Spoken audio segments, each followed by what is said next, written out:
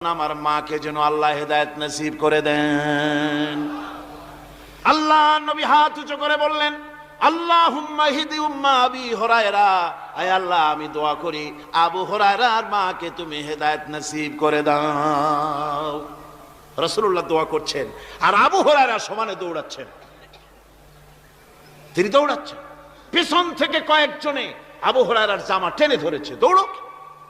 তাদের জানা আবু হুরায়রা খুব ভদ্রলোক মানুষ, কোন ঝড় ঝামেলার মধ্যে থাকে না, রাগ শাক করে না, চিৎকার মারে না, দৌড় মারে না, এত ভদ্র শরীফ, দৌড়ায় কেন? না জানি কোন বিপদ বুঝি ঘটে গেছে।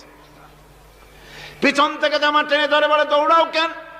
হযরত আবু হুরায়রা জামা সাহাবীর হাত থেকে ছিনায় নিয়ে বলেন, জামা ছেড়ে দাও, আমাকে দৌড়াতে দাও।